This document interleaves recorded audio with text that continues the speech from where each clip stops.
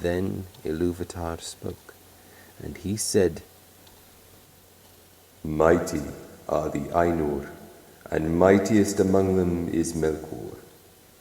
But that ye may know, and all the Ainur, that I am Ilúvatar, those things that ye have sung I will show them forth, that ye may see what ye have done.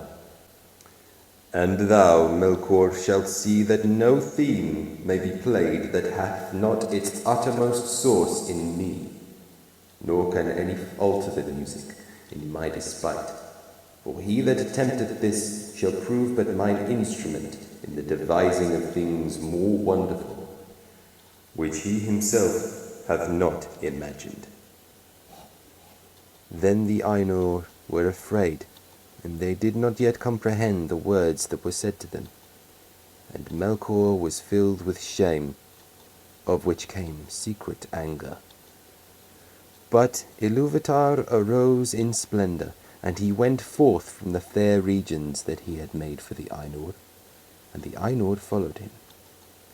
But when they were come into the void, Ilúvatar said to them, Behold your music. and he showed to them a vision, giving to them sight where before was only hearing. And they saw now a world made visible before them, and it was globed amid the void, and it was sustained therein, but was not of it. And as they looked and wondered, this world began to unfold its history, and it seemed to them that it lived and grew. And when the Ainur had gazed for a while and was silent, Ilúvatar said again, Behold your music. This is your minstrelsy, and each of you shall find contained therein, amid the design that I have set before you, all those things which it may seem that he himself devised or added. And thou, Melkor, wilt discover all the secret thoughts of thy mind, and wilt perceive that they are but a part of the whole, and tributary to its glory. And many other things Ilúvatar spoke to the Ainur at that time, and because of their memory of his words, and the knowledge that each has of the music that he himself had made, the Ainur know much of what was, and is to come, and few things are unseen by them. Yet some things there are that they cannot see, neither alone nor taking counsel together. For to none but himself has Ilúvatar revealed all that he has in store, and in every age there come forth things that are new and have no foretelling, for they do not proceed from the past. And so it was that as this vision of the world was played before them, the Ainur saw that it contained things which they had not thought, and they saw with amazement the coming of the children of Ilúvatar, and the habitation that was prepared for them. And they perceived that they themselves, in the labour of their music, had been busy with the preparation of this dwelling, and yet knew not that it had any purpose beyond its own beauty. For the children of Ilúvatar were conceived by him alone, and they came with the third theme, and were not in the theme which Ilúvatar propounded at the beginning, and none of the Ainur had part in their making. Therefore, when they beheld them, the more did they love them, being things other than themselves, strange and free, wherein they saw the mind of Ilúvatar reflected anew, and learned a little more of his wisdom, which otherwise had been hidden even from the Ainur. Now the children of Ilúvatar are elves and men, the firstborn and the followers, and amid all the splendours of the world, its vast halls and spaces, and its wheeling fires, Ilúvatar chose a place for their habitation in the deeps of time, and in the midst of all the innumerable stars. And this habitation might seem a little thing to those who consider only the majesty of the Ainur, and not their terrible sharpness, as who should take the whole field of Arda for the foundation of a pillar, and so raise it until the cone of its summit were more bitter than a needle, or who consider only the immeasurable vastness of the world, which still the Ainur are shaping, and not the minute precision to which they shape all things therein. But when the Ainur had beheld this habitation in a vision, and had seen the children of Ilúvatar arise therein, then many of the most mighty among them bent all their thought and their desire towards that place. And of these Melkor was the chief, even as he was in the beginning the greatest of the Ainur, who took part in the music. And he feigned even to himself at first that he desired to go thither and order all things for the good of the children of Ilúvatar, controlling the turmoils of the heat and the cold that had come to pass through him.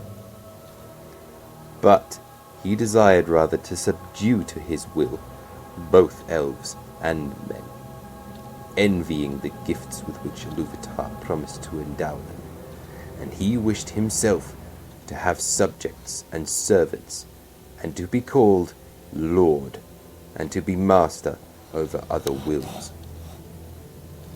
But the other Ainur looked upon this habitation set within the vast spaces of the world, which the elves call Arda, the earth, and their hearts rejoiced in light, and their eyes, beholding many colours, were filled with gladness. But because of the roaring of the sea, they felt a great unquiet, and they observed the winds and the air, and the matters of which Arda was made, of iron and stone and silver and gold, and many substances. But all of these, water they most greatly praised, and it is said by the Eldar that in water there lives yet the echo of the music of the Ainur, more than in any substance else that is in the earth. And many of the children of Ilúvatar hearken still, unsated, to the voices of the sea, and yet know not for what they listen. Now to water had that Ainur, whom the elves call Ulmo, turned his thought, and of all most deeply he was instructed by Ilúvatar in music. But of the airs and winds Manwe most had pondered, who is the noblest of the Ainur. Of the fabric of the earth had Aule thought, to whom Ilúvatar had given skill and knowledge scarce less than to Melkor. But the delight and pride of Aule is in the deed of making, and in the thing made, and neither in possession nor in his own mastery, wherefore he gives and hoards not, and is free from care, passing ever on to some new work. And Ilúvatar spoke to Ulmo, and said, "Seest thou not how here in this little realm, in the deeps of time, Melkor hath made war upon thy province? He hath bethought him of bitter cold immoderate, and yet hath not destroyed the beauty of thy fountains, nor of thy clear pools. Behold the snow, and the cunning work of frost. Melkor hath devised heats and fire without restraint, and hath not dried up thy desire, nor utterly quelled the music of the sea.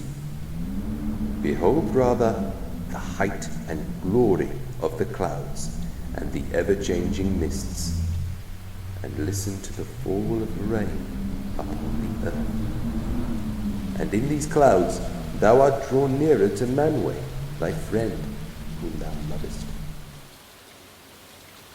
Then Ulmo answered, "Truly, water is become now fairer than my heart imagined. Neither had my secret thought conceived the snowflake, nor in all my music was contained the falling of the rain. I will seek Manwe, that he and I may make melodies for ever to thy delight."